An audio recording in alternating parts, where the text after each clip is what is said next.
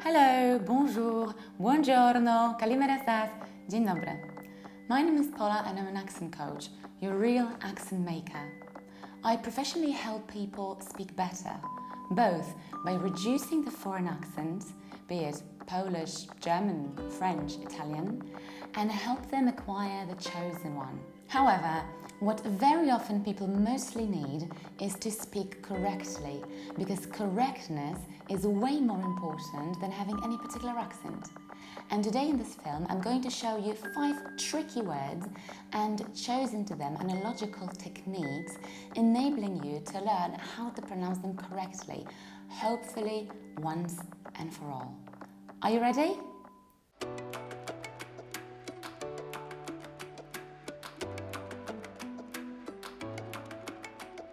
So our first word is this one.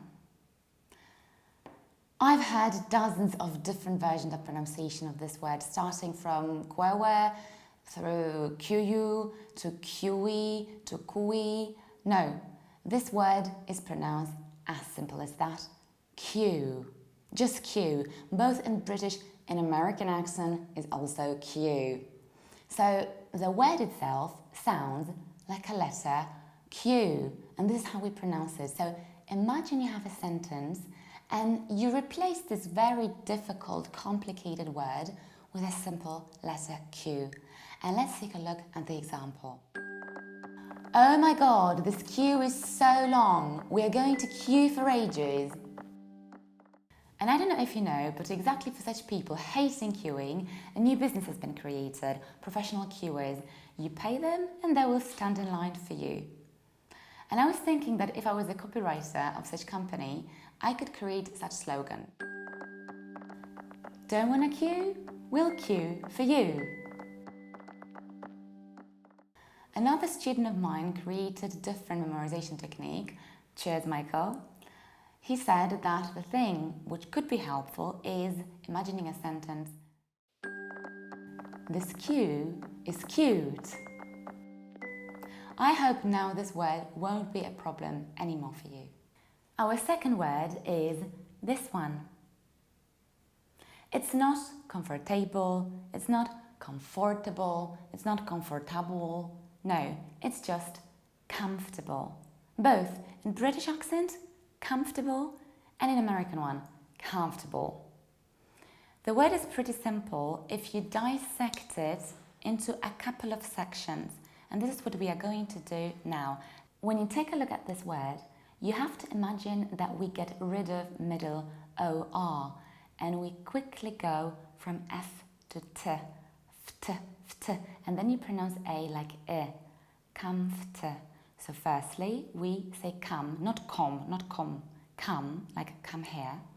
Then you eliminate OR, you go towards ft. For Polish people, what could be helpful is ft like wtychach, and then you quickly go to BL, bill, comfortable, comfortable, and that's the way we pronounce it. And let's take a look at another example. Come here, it's very comfortable here. Or in American English, come here, it's very comfortable here. And now let's take a look at our third word, which is this one. It seems to be very easy, however it is not, mostly because majority of people pronounce it the way they would in the mother tongue. So for example, Polish people could say architecture, because in Polish it's architektura, whereas other nations could say architecture or architecture. French people say architecture, that's why they're even more prone to say architecture. So how to memorize it? Let's take a look at the word. The correct pronunciation of this word is architecture in British English and architecture or even architecture in American English. So it might be ch, architecture, or it might be sh, like architecture. But what is the most important here is to realize what constitutes a problem. And here this is k sound. So you have to think of a sentence or expression in your mother tongue, or in English if you want to, that contains this sound K. So for example, in Polish, it could be Ta architektura jest do kitu. Right? Which simply means that this architecture sucks. So you replace he with ke. Or, si vous êtes français, vous pouvez dire, par exemple, je kiffe cette architecture. Je kiffe cette architecture. Je kiffe this architecture. I like this architecture. You transformed sh to ke. And this is exactly what you need to do. Think what might be the most difficult for you. In this case, I think it would be this K, so think of a particular example. It doesn't have to be this one, it can be something different, but characteristic. Architecture or architecture. Our next word is this one. I bet majority of you pronounce it like global and globally. And this is very characteristic pronunciation of Greek, Scandinavian, Spanish, Italian, Polish people, you name it. Why? Because this is how we would probably pronounce it in your mother tongue. Global, globally. But this is not the correct one. The correct one is global and globally. You rounded globally. And now, why is it so important? Because you might claim that there isn't a big difference between globally and globally. But exactly such details, such sophisticated details, determine if you sound native-like or not. For different people, there might be different problem. Let's take a look at the example. He wants to be globally famous. And now the word global and globally comes from the word globe, and I have it here. And now think, what is the shape of this globe? Is it square, like when you say global, globally? No, it's round. It's global, globally. Imagine this round globe, or if you are more of a kinesthetic person, then try to make a big round movement. Global, globally. So one more time, let's take a look at our example. He wants to be globally famous. And we have an analogical word also containing this problem. And this word is not total, not totally. It's total and totally, or in American accent, total, totally. It's an analogical pronunciation to global, globally. Again, you can imagine that you round it, that you make a round movement. Global, globally, total, totally. And the last but not least, our very popular word. And you might start wondering why I chose this one. There is nothing difficult there, seemingly. I bet majority of you pronounce this word like please, please, please. So with short A, relatively short A, and S at the end. Whereas the correct pronunciation is please in British accent and please in American accent. So E is much longer and Z or Z in American accent is there. Audible, we can hear it. Not please, please. And you might start wondering, why is it so important? Why would we care?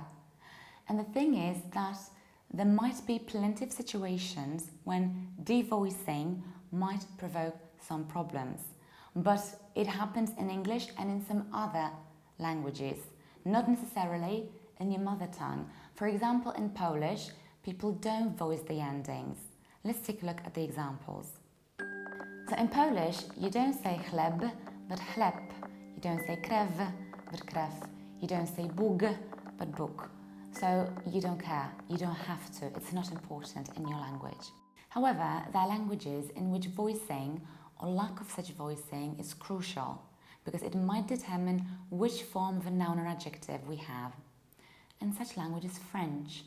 In French, it's a huge difference if you say agressif, which is masculine, and agressive, which is feminine, or français, that is a guy, or française, that is a lady. But unfortunately, striking majority of people who are not French make this mistake of devoicing every word. Let's take a look at our example. There is a huge difference when somebody says dig instead of dig. Or when somebody tells me, I love your back instead of I love your bag. Because then I might start wondering if somebody's telling me something nice about my rear part of my body and the person meant my bag. But well, they said something completely different. It's a huge difference if you say back or bag. These are two completely different words. However, with please, you don't risk it because there isn't any equivalent form, please, that means something different. However, it still sounds very bad, especially when you say it in such a slapdash, random, sloppy manner. Can you help me, please? Sounds pretty bad. But when you say, can you help me, please? It sounds completely different. And please invest some energy. Please invest some energy in saying please correctly, because this is a very powerful word that can strengthen the wish that you have, your polite request. It's really worth putting energy inside it in order to sound elegant and serious. Please take a look at this word. Can you help me, please? Can you help me with my luggage, please? Some of you might have been wondering why the abbreviation of please very often looks like PLZ instead of PLS. This is exactly why, because PLZ reflects clearly the pronunciation of this word. That's it for today. You've learned how to say correctly Q, comfortable, architecture, globally, totally, and please. This was Pola Accent Maker speaking. If you enjoyed the lesson, please subscribe to the channel or follow me on my social media profiles. Hope to see you soon. Goodbye.